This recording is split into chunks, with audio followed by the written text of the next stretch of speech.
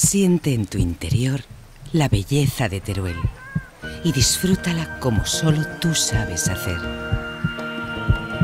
Ven y siente Teruel.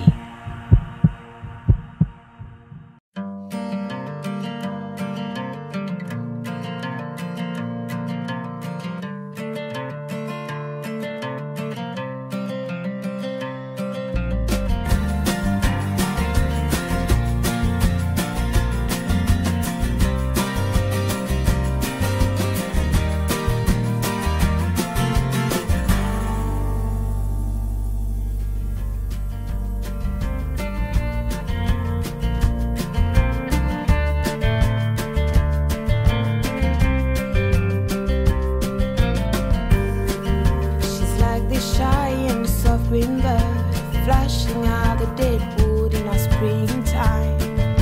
A young lady just turning 23. A skin we can see through, smart green eyes and long dark hair. That's how she looks, like free. Ooh. And behind these sparkling eyes there's only one idea. Hola, bienvenidos a Ten con Ten, nuestra cadena de entrevistas que hoy nos ha llevado hasta Pedro Arrojo. He de decir que esta entrevista está grabada, se emite después de la cita electoral, aunque previamente la hayamos realizado, pero la posponemos para que no haya ningún tipo de agravio respecto a las elecciones. En primer lugar, me gustaría que pudiese definir qué es esto de la nueva cultura del agua. Bueno, cuando empezamos a proclamar ese lema, empezó Javier Martínez Gil, catedrático de hidrogeología. Era una intuición, era la intuición de que, llegados estos tiempos, finales del siglo XX, en aquellos momentos, era necesario cambiar las políticas de agua, probablemente las instituciones. Quiero decir, había pasado desde Costa casi 100 años, era necesario actualizar las ideas, pero más allá de las políticas, más allá de las tecnologías, intuíamos que era necesario hacer un cambio en el orden de valores, en la escala de valores, en la cultura, incluso en la ética, como hemos venido tratando a nuestros ríos. Y bueno, esa intuición hoy para mí es una convicción, es decir, no podemos seguir mirando a los ríos, a los estanques, a los ecosistemas acuáticos como simples canales o depósitos de H2O. Igual que no podemos seguir mirando los bosques como almacenes de madera.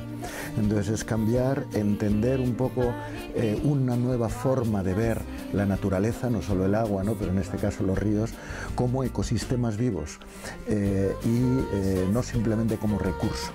Entonces esa nueva visión es pasar del paradigma, de la forma de pensar de dominación de la naturaleza al nuevo paradigma moderno de la sostenibilidad. De hecho ya nos lo exige la Directiva Marco Europea, es decir, la legislación europea. Los ríos son ecosistemas y desde una nueva filosofía, desde una nueva economía, desde una nueva forma de ver la vida y la relación con la naturaleza, no pueden ser simplemente explotados como canales de recurso hídrico, sino como ecosistemas vivos. ¿Cómo le explicamos a cualquiera que nos esté viendo ahora y diga, sí, bueno, esto todo es fantástico, es precioso, es muy utópico, pero no puede ser real? ¿Cómo le explicamos a un regante, a un empresario, a un agricultor esta nueva economía del agua? Bueno, muy sencillo.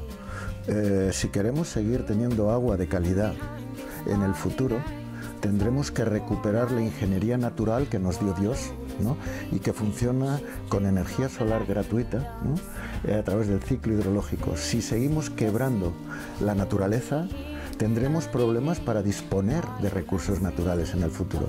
Es decir, que no es por ecología, aunque sea por egoísmo inteligente, aunque sea por economicismo pragmático, y esa es la razón que ha llevado a Europa a hacer una legislación ecológica en materia de aguas, es recuperar nuestra ingeniería natural y sobre ella sobreponer las presas, lo que haga falta, pero no romper la lógica de la naturaleza, porque entonces eso nos cuesta caro y al final acaba siendo un mal negocio. Es como si yo dijera, si una maderera quiere seguir teniendo madera en el futuro, no puede cortar el bosque a matarrasa. Por la cuenta que le trae, debe de respetar el ecosistema forestal, incluso aunque sea en función de su negocio maderero. ¿Y cómo se puede hacer esto para que se desarrolle la economía? Usted ha dicho muchas veces menos hormigón y más inteligencia. Aquí cerca de nuestro territorio hemos visto varios ejemplos de cómo esta nueva cultura del agua ha accedido a la población, cómo se ha entendido en el caso de la presa del Bergantes o, por ejemplo, de la gestión de Beceite, del río Matarraña, que es estudiado a nivel europeo, o también de las depuradoras que están hoy en plena actualidad y en tela de juicio, ¿no? Estos tres temas creo que están muy vinculados a esto que usted está comentando. Sí, sí, en efecto yo creo que ya tenemos abundante material práctico, ya no es teoría, ¿no? Fíjense el gran conflicto, tremendo conflicto que hubo en el Matarraña, ¿no? En el que estaban empeñados en rellenar más con un bombeo una presa que estaba mal hecha, ¿no? Y no fue culpa de nadie, no había datos en la época, no se hizo bien. Bueno, frente a ese proyecto de bombeo y luego una gran presa en Torre del Conte de 25 hectómetros cúbicos, nosotros hicimos los cálculos, vimos por dónde fluía la gran presa de ese territorio, que es una presa que no se ve, que está bajo tierra, que es el acuífero kárstico que hay debajo de la sierra, ¿no? Y por dónde emanaban las fuentes, dónde podría ser más útil una presa, pero una presa razonable. Respecto a la gestión de la reserva hídrica de Aragón y el delta del Ebro, ustedes se han posicionado muy en contra del actual plan de Cuenca, siendo partidarios de que llegue más agua al delta del Ebro, y eso en Aragón ha generado mucho conflicto, y me gustaría que pueda explicarlo para que quien nos esté viendo lo pueda comprender qué es exactamente lo que están defendiendo. Estamos defendiendo exactamente lo mismo que defendimos hace 10 años para parar el trasvase que conseguimos parar. El plan hidrológico de la cuenca del Ebro que se ha redactado actualmente es una copia del que hizo el gobierno del señor Aznar para justificar luego los trasvases. Y eso no lo digo yo, lo ha dicho la Comisión Europea. Me gustaría tener el texto y leérselo física y literalmente. Les voy a decir, oiga, señores, tengan en cuenta que hace ya más de 10 años les dijimos no a un determinado plan hidrológico y a unos trasvases porque no cumplían la legalidad europea, y no solo en el delta. Vuelven a presentarnos un plan prácticamente igual. Entonces, lo que se está haciendo con este plan, en donde se prevé 500.000 de nuevas hectáreas de regadío, que en perspectivas de cambio climático es poner dinamita al regadío actual. Es decir, cuando estamos en perspectivas de cambio climático, prever 500.000 de hectáreas de regadío tendría que poner en pie de guerra a los actuales regantes. Porque es como si en Zaragoza mañana dijéramos que vamos a duplicar el número de licencias de taxi. Se pondría en huelga el sector, porque no es sostenible. Bueno, pues nosotros lo que estamos diciendo es que en realidad esas pretendidas licencias de riego, en el caso del señor Aznar en su tiempo, eran la base de los excedentes de agua que luego se iban a trasvasar en un plan que reconocía el trasvase. Hoy en día el Partido Popular, en la anterior legislatura, lo que ha hecho ha sido cambiar las leyes para que ya no sea necesario declarar los trasvases en la legislación que dan los planes de cuenca, sino que se ha legalizado la compraventa de derechos de agua. De manera que si yo tengo un papelito que me dice que yo tengo un derecho de riego, yo se lo puedo vender a un murciano, a un aragonés, a un catalán o a un valenciano, si me paga lo suficiente, ¿eh? De manera que los trasvases en estos momentos que están diseñándose son trasvases no declarados que permiten trasvasar derechos concesionales que se puedan vender. Es decir, es la privatización del agua y el libre mercado del agua. Por eso, con un plan que es igual que el que hizo Aznar, nosotros lo que decimos que no respeta no solo los caudales del delta, no respeta tampoco los caudales del Guadalope, no respeta tampoco los caudales del Ebro a la altura de Zaragoza. Y la Unión Europea nos ha avisado, perdonen, nos presentan ustedes un plan hidrológico de cuenca, en solo el 10% de los tramos de río han calculado ustedes los caudales ecológicos. Entonces lo que tenemos que hacer es lo que en tiempo de Zapatero fue una buena ley de desarrollo rural, que se aprobó, se empezó y se colapsó, estamos incumpliéndola. Una ley de desarrollo rural sostenible en donde el regadío es una parte, pero no menos importantes son otros sectores económicos en el medio rural. Es decir, si confundimos desarrollo rural con regadío, estamos perdidos. Estamos perdidos porque no hay futuro. No hay posibilidad de seguir creciendo un regadío en perspectivas de cambio climático y con los ríos y con las realidades hidrológicas que tenemos. Luego entonces hay que hacer un desarrollo rural moderno que no sea solo vinculado a la agricultura, en donde el sector servicios, en donde el sector industrial, pequeña industria, en donde la transformación, en donde la marca, en donde la calidad, en donde los servicios y los trabajos en el ámbito, por ejemplo, de la mujer o de la juventud, que no necesariamente van a querer ser regantes, digo yo, permitan un tejido moderno, sostenible, económico y social en el medio rural. Y esa fue una buena ley que ha sido abandonada y que tenía una financiación triple, local, autonómica, estatal y europea, y tenía una característica muy importante, y esa es por la razón por la que la defendemos, el reactivarla, y es que era participativa. Es decir, el dinero venía a las comarcas, pero quien decidía en qué se destinaban esas inversiones, en qué orden se hacían esas inyecciones económicas, era la gente que vivía en el territorio rural. Y para mí eso es fundamental para un medio rural futuro sostenible y dinámico. Todas esas grandes inversiones que al final son millones que vienen al medio rural, como en el caso de las depuradoras, llevan a una mala gestión de los recursos. Me gustaría que centrase un poco en el asunto de las depuradoras, los macroproyectos que se habían planteado en muchos de nuestros municipios, donde han sido muy polémicos y donde ahora se vuelve la vista atrás a ejemplos como es el caso de la depuradora ecológica de Favara. Sí, es un buen ejemplo porque lo podemos cuantificar y la gente lo va a entender perfectamente. Mire, tal y como hemos hecho las cosas de la depuración en Aragón, lo hemos hecho mal. Y lo digo, lo hemos hecho mal. Me siento responsable colectivamente, independientemente que los gobiernos fueran del PSOE, del PP, del PAR, no me importa. Creo que lo hemos hecho mal. Y se nos mira desde el conjunto del Estado español con una cierta vergüenza. Somos el lugar en donde, con diferencia enorme, hemos hecho el plan de saneamiento más caro de toda España. ¿Por qué? Pues porque lo que se hizo es, ante la alarma de los pueblos que de repente tienen que depurar sus aguas, lo cual es razonable, por obligación europea, se les dijo: no se preocupen, señores alcaldes. En lugar de empoderar a los ayuntamientos, se les dijo: no se preocupen, dennos a la DGA sus competencias y ya nos encargamos. Es decir, en vez de empoderar a los municipios, a los pequeños municipios, lo que se hizo fue arrebatarles las competencias, y al principio los alcaldes dijeron: bueno, yo creía que me quitaba un muerto de encima, y luego lo que se ha hecho ha sido privatizar, partir la tarta por comarcas y privatizar. Lo siguiente, sobredimensionar las instalaciones de depuración y sobretecnificar. Ejemplo de Favara. Por eso hacer una gran inversión no significa hacer una buena cosa. En Favara estaba prevista por la Diputación General de Aragón una depuradora de 2.400.000 euros de inversión. El alcalde de Favara lo estudió, vio que era una locura, recurrió a la universidad, acabó con la Politécnica de Madrid haciendo una depuradora extensiva, biológica, interesante, muy evolucionada, no es un simple filtro verde, es tecnología natural sofisticada. Le ha costado, repito, de 2.400.000 euros, le ha costado 240.000 euros. Es decir, 10 veces menos. Es una depuradora que funciona en 0,7 hectáreas y que depura para 3.500 habitantes equivalentes.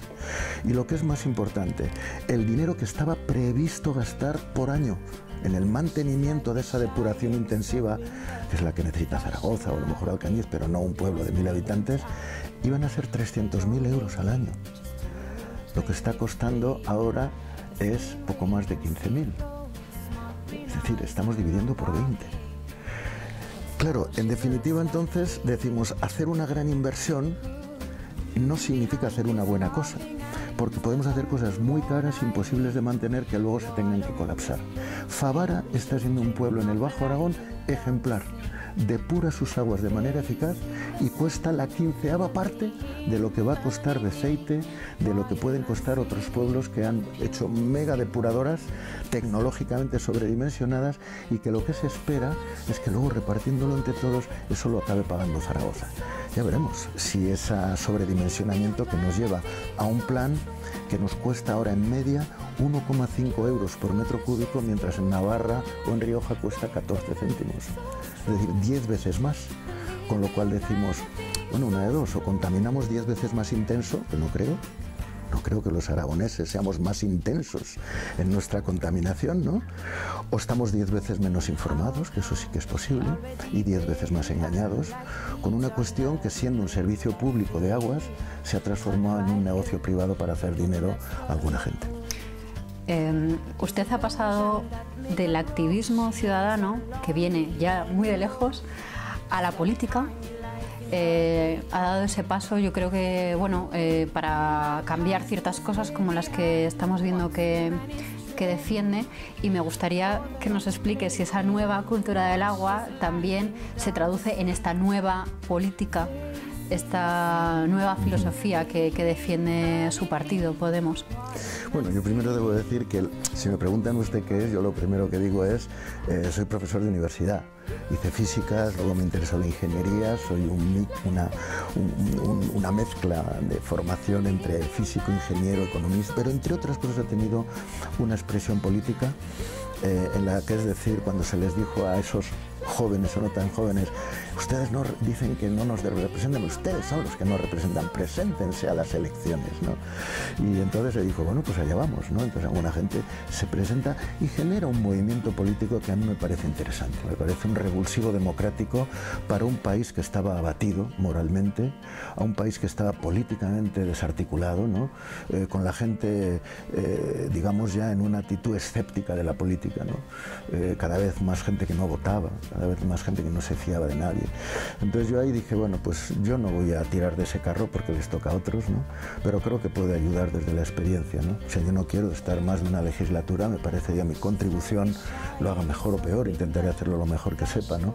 Pero yo lo hago con la idea de son 4 años de servicio, en los que incluso gano menos dinero, gano 1.000 euros menos que de profesor, tal y como colocan las cosas en Podemos, ¿no? Me parece bien, vivo suficiente, con 1.900 euros al mes es suficiente para vivir dignamente, pero es que no tengo interés, no quiero estar más de 4 años y volveré a mi trabajo normal, ¿no? En este caso también a mi condición de emérito, profesor emérito, pero a seguir dirigiendo mis tesis doctorales, mi máster y mis clases, y es lo que quiero hacer, ¿no? Entonces yo creo que es bueno que la política no se profesionalice. Respecto a los sueldos, ¿usted cree que en caso de una persona más joven que usted, un sueldo 3 veces solamente el salario mínimo es suficiente para que alguien se arriesgue a entrar en política y pueda vivir de eso? Una persona cualificada que puede estar en el ámbito de la empresa, de la universidad, que podría hacer un gran papel público también, que dé ese paso, puede ser dependerá, una barrera. Yo, por ejemplo, yo pienso que poner un sueldo digno, en el que la mayoría de la población que te vota, porque a mí no me vota gente que gana mucho o poco dinero, la mayoría me vota mucha gente que va a ganar probablemente menos dinero que yo, o de ese orden. Entonces, que yo represente en un salario digno lo que estoy reivindicando para todos y todas, me parece predicar con el ejemplo. Puede haber gente que diga, no, yo no aceptaré estar en un cargo político si no gano tanto o más de lo que yo ya ganaba. Me parece legítimo, igual me parece legítimo optar por ser futbolista o por ser ingeniero de caminos, pero entiendo que tal vez no tenga una vocación de servicio público suficientemente potente. No pasa nada, puede tener una vocación de ingeniero, no pasa nada, ¿no? Pero yo creo que si tú quieres brindar por un tiempo, un servicio público, que te diga, mira, ese servicio público se paga de manera razonable, pero moderada. Usted podrá vivir dignamente, sea joven, sea mayor, que los ciudadanos normales dirán como, bueno, se le está pagando razonablemente, pero nadie se meterá a diputado de Podemos para ganar dinero. De las definiciones que se hacen de Podemos, esta semana ha dicho Pablo Iglesias, somos la nueva socialdemocracia. El presidente de Aragón les ha llamado comunistas, que no es un insulto, pero es una definición. Leninistas, ¿con cuál se quedaría? ¿Extrema izquierda? Mira, yo creo que Podemos, y es lo que les pone tan nerviosos a muchos, ¿no? Es un partido y un movimiento político muy transversal, muy transversal, en donde estamos conviviendo gente con orígenes ideológicos diferentes y estamos conviviendo bien, en base a objetivos. Yo, por ejemplo, en eso estoy muy acostumbrado y se pone muy nerviosos cuando de repente ve gente muy diversa que hace un movimiento pacifista de los ciudadanos. se ponen muy nerviosos. Pero son de izquierda, son de derecha, no. Somos un movimiento pacifista o un movimiento por la nueva cultura del agua, donde mucha de la gente que entró a formar Coagrete, el movimiento por la nueva cultura del agua, eran del PP, eran del PAR, no eran de nada. Y han levantado todo un movimiento. Bueno, pues yo creo que podemos estar representando un movimiento político democrático que algunos lo miran como una socialdemocracia renovada, reactivada. Otros pueden pensar en que no le gusta la etiqueta socialdemócrata por lo que pueda suscitar y que ellos se sienten procedentes de la tradición comunista o cristiana o anarquista o simplemente democrática. Yo me siento a gusto con esa diversidad. Podemos, que es como una esponja que ha ido absorbiendo corrientes, las mareas, Izquierda Unida ahora, la convergencia por la que apuesta, la convergencia de la izquierda, en la que ya está tendiendo también la mano al Partido Socialista en este sorpaso, que no sé si se habrá producido cuando se emita el programa de hoy. ¿Ve riesgo en que esto pueda explotar de alguna manera, que dentro de la formación haya conflictos que no se puedan solucionar? Y una primera cuestión que es muy importante y que tiene que ver con que si queremos que funcione en el futuro habría que matizar de cómo me lo has preguntado. Podemos no absorbe. Permite, llama a convergencias, pero respetando la diversidad. Por ejemplo, si tú le preguntas a gente en Galicia de Mareas si son de Podemos, te van a decir que no, mucha gente. Yo soy de no sé qué, o de Mareas, o no sé qué. Pero lo que ha hecho Podemos es decir, oiga, estamos defendiendo cosas parecidas, ¿qué tal si vamos juntos?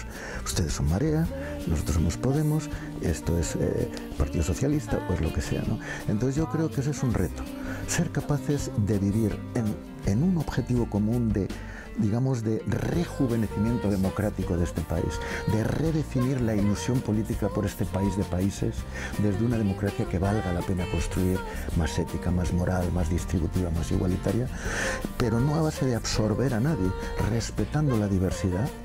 Y eso es muy difícil de gestionar, porque tradicionalmente no solo en la izquierda, sino en España, cuando tenemos bastante gente reunida y empezamos a mirar qué diferencias tenemos, en cuanto encontramos dos diferencias, nos olvidamos de las 23 cosas en que estamos de acuerdo y nos partimos la cabeza por las dos diferencias. ¿El Parlamento es lo que usted esperaba en estos meses, lo que ha vivido y visto allí? Ya. Más o menos sí. Es lo que ya se conoce. Lo que pasa es que, como yo digo, cuando ves un espectáculo por la televisión o en la pantalla o en los periódicos, lo que ves allí es lo que luego ves si vas a verlo en vivo. Es lo mismo, no te sorprende, pero lo vives de manera diferente. El espectáculo en vivo intensifica las emociones positivas y negativas. Lo bueno se vive mucho más intensamente como bueno y lo malo te destroza el alma. Y entonces yo, para mí, he recordado muchas veces a Labordeta cuando escribía eso de el beduino en las Cortes, ¿no? O los mandaba a la mierda en un momento determinado. Claro, él en una tremenda soledad de único parlamentario. Nosotros estamos más arropaditos, los 69 hasta ahora, y cuando se emita esto a lo mejor pues esperamos a ser más incluso. Pero sí es verdad que cuando yo he visto ese ejercicio de cinismo profesional en vivo, delante de mí, a mí me encoge el alma, me arruga el corazón y me cansa muchísimo, lo vivo muy mal, ¿no? Pero también vivo muy bien los elementos positivos de dinamismo, de redinamización que se están viviendo. Desde ahí tengo el tremendo honor, ¿no?, de estar representando a muchos miles de personas en este momento histórico, nada más y nada menos que en las Cortes Generales.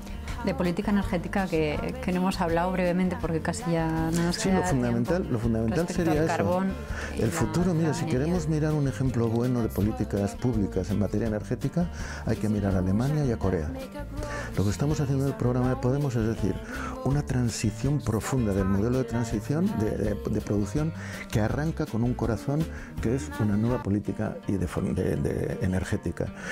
Transitar de la política, digamos, de las energías fósiles y de la nuclear hacia las energías verdes y renovables es una fuente de trabajo, es una fuente de tecnología y es una fuente de sostenibilidad. Y Aragón es rico, muy rico, en el petróleo del siglo XXI, en viento y sol. Este programa, que se va a emitir justo después de elecciones, me gustaría también que sirva, si se atreve, para hacer algún augurio respecto a lo que cree que vamos a poder ver en las próximas semanas lo que puede suceder a nivel de pactos, de negociaciones, y qué les espera a los españoles en estos meses que vienen de verano? Nosotros tendremos una posición de mano tendida, de decir, hemos iniciado esa unidad de progreso, de cambio, con Izquierda Unida y con otras muchas convergencias. Nos faltan los socialistas y estamos dispuestos, sea quien sea esté delante o después. Nuestro objetivo no es el sorpaso. Nuestro objetivo es cambiar las políticas que han sido devastadoras para la sociedad española y para la democracia y la economía de la gente, que ha practicado el Partido Popular bajo la presión de la Unión Europea, y entrar en una nueva lógica de cambio en la que creo que estamos sustantivamente de acuerdo con lo que dice el programa del Partido Socialista. El Partido Socialista, si quiere, podremos hacerlo, independientemente de quién haya tenido más votos o quién haya tenido más diputados, que marcará probablemente pues quién tendría la presidencia de ese posible gobierno, pero sin ninguna acritud y diciéndole a los socialistas que realmente es lo que todos queremos, ¿no? Un cambio hacia ese gobierno de progreso que yo creo que este país necesita y merece.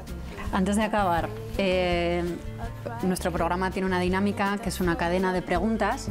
La anterior invitada, Teresa Agustín, te ha dejado esta pregunta, que te la voy a poner. Primero yo le haría una reflexión que espero que esta nueva época como parlamentario, porque al final Pedro Arrojo es un hombre que va a poder poner en sus libros que legisló, ¿no? Con lo cual que nos contara cómo se ve Aragón desde el Congreso, con tan poca... porque una de las cosas que nos ha pasado siempre es que nuestros políticos, salvo honrosas excepciones, no han sido gente que dejaba ver Aragón, ¿no? Es decir, salvo a José Antonio Labardeta por razones obvias, pero nuestros políticos aragoneses podrían haber sido de Cuba, da igual, porque en general no tienen ese calor, ¿no? Salvo raras excepciones, como digo, que siempre las hay. Entonces, me gustaría que nos contara cómo es el Congreso y cómo un activista social se va a integrar en una labor de política, entre comillas, tradicional. Es curioso porque casi todas las personas que hemos tenido en el programa han nombrado a José Antonio Labordeta, fuesen del partido que fuesen. Sí, fíjate, y no tanto por lo que él llegara a hacer, porque en la soledad que estaba no pudo cambiar nada prácticamente, sino por el espíritu que lanzó. Que era un espíritu simplemente de honestidad y de rebeldía frente al cinismo y la falsedad. Y eso se considera como muy aragonés, ¿no? Como decir, oye, muy sinceros, muy claros, nobles, ¿no? Yo no sé lo que voy a poder hacer en el poco tiempo que he estado allí, no me atrevo a decir. Yo lo que aspiro es hacer las cosas que hemos hecho desde Aragón en los movimientos sociales, que es lo que yo he vivido y conocido más allá de mi mundo universitario, ¿no? Aragón ha liderado la nueva cultura del agua. La nueva cultura del agua es una cultura que, igual que nació la modernidad hidráulica con Costa en Aragón, la nueva cultura del agua que se reconoce en el mundo entero, a veces más que en el propio Aragón, va a cambiar, está cambiando, y desde los movimientos, bueno, pues yo aspiro a que desde nuestra contribución hagamos lo que hemos hecho en los movimientos sociales y en la universidad, es liderar el cambio hacia la nueva cultura del agua.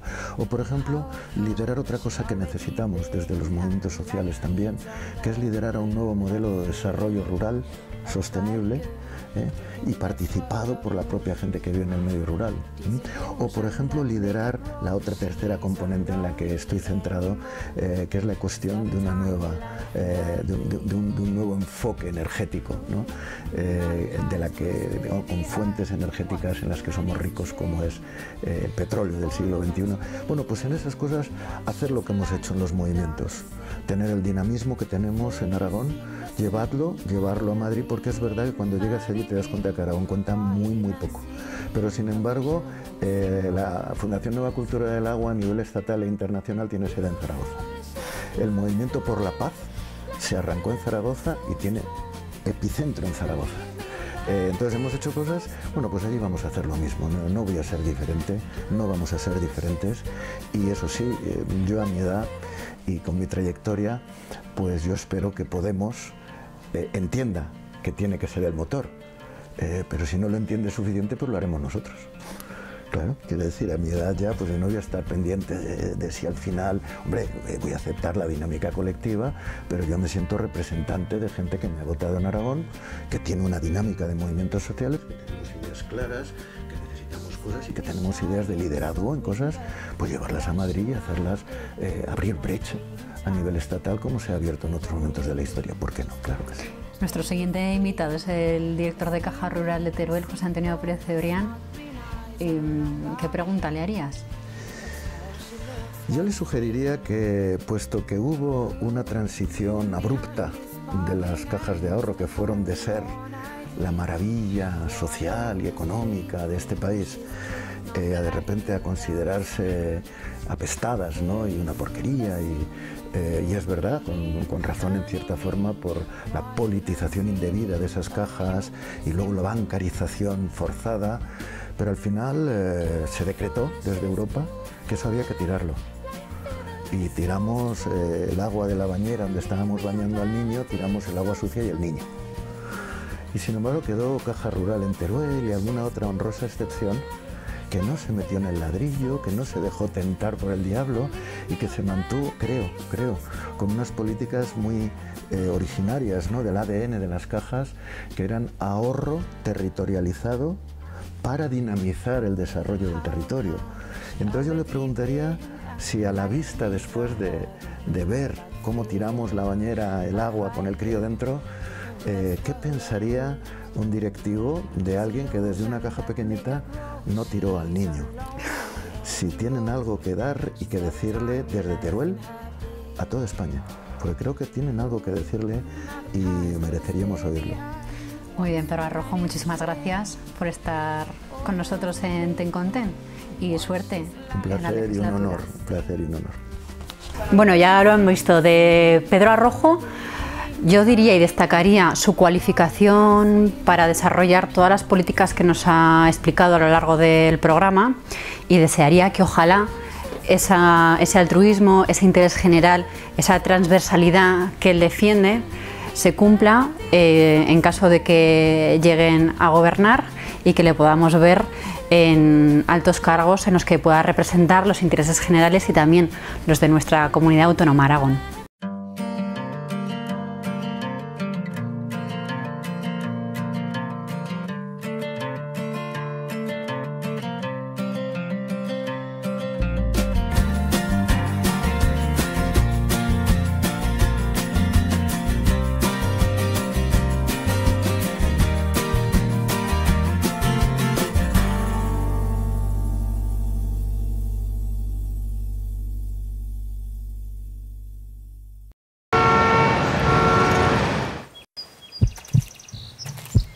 Siente en tu interior la belleza de Teruel y disfrútala como solo tú sabes hacer. Ven y siente Teruel.